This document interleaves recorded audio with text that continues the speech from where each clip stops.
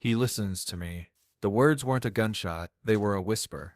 A low, dismissive observation delivered in the hushed, cavernous space of our living room.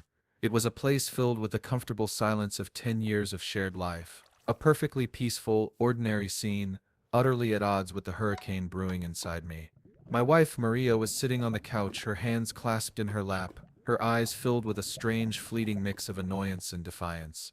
We had been arguing, or what passed for an argument between us, a slow, methodical deconstruction of our relationship, a dissection of all the things that had gone wrong. I had brought up her distance, the way she had become a stranger in her own life, a ghost in our shared home, and this was her defense, her final crushing and in a twisted way brutally honest justification for it all. I didn't know that included another man in my bed every Thursday. I didn't know that her heart, in its own warped, self-serving logic, was already gone. I didn't know that the physical betrayal was just the tip of the iceberg, a symptom of a profound, unshakable emotional treason. I had been trying to make sense of her behavior for months. The late nights she would read her phone with a faint, secretive smile. The business trips that were always to a different city, a different state, but always without me. The girls' night that lasted until 2 a.m., an hour she had never kept before. I had tried to talk to her about it. My voice had been tight, my words clumsy. I had just asked a simple, disbelieving question. "What's going on?" And she had looked at me, her eyes filled with a familiar, weary pity. "He listens to me," she had said, her voice soft. "You're everything I've ever wanted." The lie was so effortless, so well rehearsed. The apathetic way she had lied was a fresh stab in my gut. I had spent 2 months on a fool's errand. I had gone through her main phone, her bank statements, her car's GPS. Nothing. She was a master of her craft, a professional liar. But she had made one mistake, one tiny, careless, fatal error. She had left a forgotten piece of her secret life in plain sight. The discovery had been a cruel and, in its way, a beautiful piece of irony. It was a Tuesday. I was working from home, and I had needed a file from my office. I had walked into our bedroom, the space that had been our sanctuary, and it felt like a stranger's house. The bed, the one we had picked out together, was unmade. A small, black, leather-bound book was on the floor, next to her side of the bed. It was a diary, a small, unassuming book that was a perfect symbol of a private, secret life. My heart, a frantic drum against my ribs, told me to leave, to pretend I had never seen it, to go back to my perfect, ordinary life. But my mind, the part of it that had been tortured by 1,000 questions for months, told me I had to know. I picked it up, my hands shaking so badly I almost dropped it. The pages were filled with her handwriting, a beautiful swirling script that was a perfect reflection of a mind that was apparently a profound, incomprehensible mystery. I flipped through the pages, my eyes scanning the words, my heart a frantic drum against my ribs, and then I saw that the pages were filled with a series of entries, a series of vows, vows that were not for me, vows that were for a man I had never met. A man who was living a life in my bed every Thursday. The vows were a roadmap of a double life. A life I had been a ghost, a life in which my wife was a warden, and a secret man, was her prisoner. My heart, a frantic drum against my ribs, told me to leave, to pretend I had never seen it, to go back to my perfect, ordinary life. But my mind, the part of it that had been tortured by 1,000 questions for months, told me I had to know.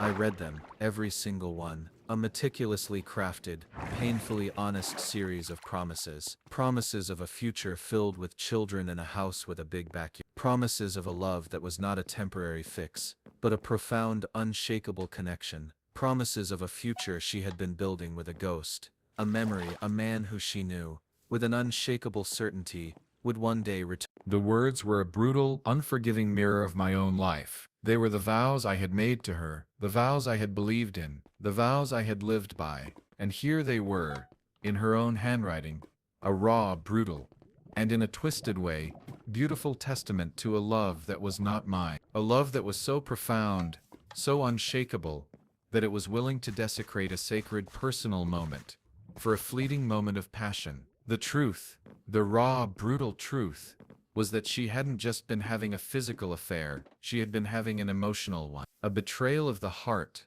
of the soul, of the mind. A betrayal of a future we had promised to build together. A betrayal of a love that was, apparently, a profound, unshakable lie. I didn't scream, I didn't cry, I didn't ask her why. What was there to say? The why didn't matter. The fact of the matter was that a woman I had loved had just made a public display of her profound spiritual connection in our child's recital. A man who was there when I was gone. A man who was living a life in our home. A silent, parasitic presence. The "he listens to me" lie had been a last-ditch effort, a final act of a desperate woman. But the truth, the raw, brutal truth, was that she had been living a lie, and I had been a ghost in it. A ghost who had just found the truth. A truth so absurd, so pathetic, it almost felt like a bad movie. But it was my life. I was not a hero, I was a fool. A fool who had finally, painfully, found the truth. And it was living in my bed. I walked back down the hallway, my body a puppet of a man I no longer recognized. I walked back into the living room, the space that had been our sanctuary, and it felt like a stranger's house. I sat on the couch, the one we had picked out together, and stared at the framed photos on the mantel, our wedding photos, a frozen moment of a perfect life. Part 2. The weight of an insult. He listens to me. The words, now a haunting echo in the silent house, were a poison I had been drinking for years, diluted by her soft smiles and casual lies. They were the final devastating insult, a weapon she had wielded with casual cruelty to deflect my intuition. My heart, in that moment, wasn't just broken. It was shattered into 1,000 tiny jagged pieces. The silence that followed her confession was a physical weight, a suffocating blanket that pressed down on me. I looked at her, at the woman I had promised to love and protect, and I saw a stranger. Her face, so familiar and beloved, was now a mask of 1,000 unspoken lies. Her assumption so casual and so arrogant, that my profound visceral reaction to her profound, emotional treason was a sign of my weakness, of my lack of real masculinity, was the final devastating insult. The wedding ring on my finger felt like a cruel joke, a glittering piece of proof of a love that had never existed. I had spent years believing in a lie. I had been a fool, a placeholder, a temporary fix for a woman who was just waiting for her baggage to be unpacked. Her logic was simple, and in its twisted way, brutally honest. She was complex, she had needs, she had baggage, and I apparently didn't understand. Her betrayal in her mind was justified. My loyalty is not a virtue, it was a symptom of my profound lack of understanding. But the truth was, I wasn't a man who lacked understanding. I was a man who had chosen to be faithful. I had chosen her, every single day, for 10 years. My life was a testament to that choice. I had a life outside of our marriage. I had friends, colleagues, and a vibrant social circle. I was a good-looking man with a great job, a nice house, and a healthy sense of self-worth. I had options. I just didn't use them. I had chosen loyalty. I had chosen her, and she, in her twisted logic, had seen my fidelity, not as a sign of love, but as a sign of weakness. I walked back into the living room, my mind a storm of questions. Was it all a lie? The laughs, the kisses, the I love yous, the 10 years of my life I had given to her, to a future that was never mine. The lie was in the engagement ring, on her finger, a glittering piece of proof of a love that had never existed. The truth was a harsh, brutal thing. It didn't ask for permission. It didn't apologize. It just was. And the truth was that I had been a backup plan, a temporary fix, a placeholder. And now the original plan was returning. The man she was with. The man who had been a ghost from her past. The man she had always known would come back. A man who was living a life in my bed every Thursday. I looked at the framed photos on the mantel. Our wedding day. Our first anniversary. Our life, frozen in time, beautiful and perfect. The lie was so perfectly constructed, so meticulously maintained, that I had been a fool to believe in it. The love letters she had sent me, the promises she had made in her emails, the voice on the other end of the line on our weekly phone calls. It was all a performance, a perfectly executed role, and I, the fool, had been her audience. A new thought, a new plot twist, suddenly emerged. Was I the fool, or was I a good man? Had I been naive, or had I been loving and trusting? The answer was both.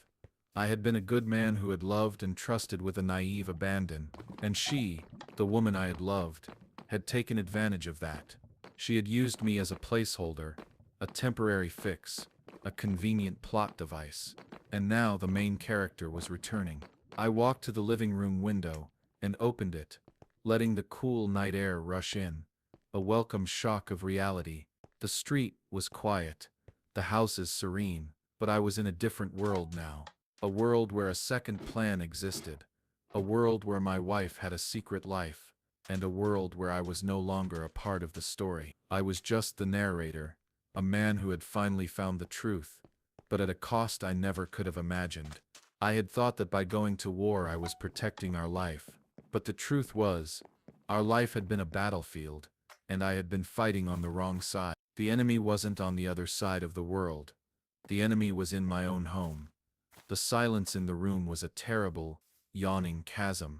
I could hear her breathing, a ragged, shallow sound. She wasn't fighting anymore. She had no words left. The "he listens to me" lie had been a last-ditch effort, a final act of a desperate woman. But the truth, the raw, brutal truth, was that my absence had been a choice, a necessary one. And her betrayal had been a choice, an unnecessary one. I didn't need to say another word. The truth was a physical presence in the room, a heavy, suffocating blanket that was finally being lifted. I walked out of the room, leaving her alone with her silence and her shattered life. The weight of the duffel bag in my hand felt strangely light, no longer a burden of doubt, but an instrument of truth. The moon was a pale sliver in the dark sky, a silent witness to a new, terrible world, a world where I was no longer a part of the story. I was just the narrator, a man who had finally found the truth, but at a cost I never could have imagined. The next few hours were a blur of cold air, empty streets, and a mind racing with 1,000 different thoughts. I drove aimlessly, my hands clenched around the steering wheel, my mind replaying the past year. The time she had cried on the phone telling me how much she missed me, the care packages she had sent, filled with my favorite snacks and handwritten letters that now felt like a cruel joke. Every word, every touch, every promise was now a lie. I ended up at a small diner on the outskirts of town, the kind of place with a greasy smell and a half-full parking lot. I sat in a booth, a cup of lukewarm coffee in front of me, and I finally let the full weight of the words settle in. He listens to me. The words were no longer just a sentence. They were a brand, a permanent mark on my soul, a reminder of a life that had never been mine. I thought about the man, the ghost from her life. What was he like? Was he tall? Was he funny? Did he have a good job? I didn't know. He was just a presence, a phantom who had filled a void I had left, a void I had to leave. And she, in her loneliness, had made a choice. A choice to betray me, a choice to build a new life, a new story, a new plot, with a new lead actor. And I, the man who had been a hero, a soldier, a protector, was just a ghost in my own life. I drank my coffee, the bitter taste a perfect mirror of my soul. The wedding photos were ash. My future was gone. My life, as I knew it, was over. But I was still here, and I knew with a certainty that chilled me to the bone, that the man who had walked out that door was not the same man who had walked in a year ago. The man who had walked in was a man in love, a man with a purpose. The man who had walked out was a man who had finally, painfully found the truth. And the truth was, she hadn't just been having an affair. She had been living a lie, and the man who had been there was not the problem. The problem was the woman who had let him, and I, the man who had been gone, had finally, painfully, become a free man with a broken heart, a shattered future, and a new, terrible knowledge. I was a hero, a soldier, a man who had saved lives, but I couldn't save my own. And that was the cruelest irony of all. I looked at the phone in my hand, my personal phone. The one she had assumed was empty of all options. I unlocked it, my thumb fumbling slightly over the screen. I scrolled through my direct messages, the notifications from countless conversations with women I had met over the years. Women who had flirted with me, who had asked for my number, who had asked me out for coffee. Women who were beautiful, intelligent, and available. Women who were my options. I took screenshots, dozens of them, A meticulous, irrefutable record of a life I could have lived, but chose not to. A life of flirtation, of casual dates, of a different kind of freedom.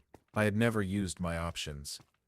I had never even considered it, because I had chosen her, and she, in her twisted logic, had seen my fidelity not as a sign of love, but as a sign of weakness. I walked back to the apartment. The door was unlocked. She was still sitting on the couch, her face pale, her hands clasped in her lap. She looked up at me as I walked in, her eyes wide with a new kind of fear. She had expected me to leave forever. She had expected me to be the broken, defeated man she had created. But I was a man who had finally, painfully found the truth. I walked to the kitchen table and placed my phone face down on the surface. He listens to me. Her words echoed again in my mind. I'm going to prove you wrong, Maria. I said, my voice low and steady. I'm going to show you that a man isn't defined by his ability to ignore a lie. He's defined by his ability to walk away from one.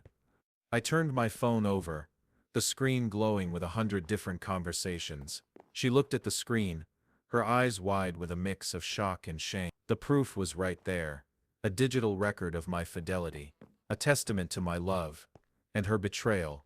I didn't need to say another word. I just walked out the door and into the cool night air. I was a man with options. I was a man who had been faithful, and I was a man who was finally, painfully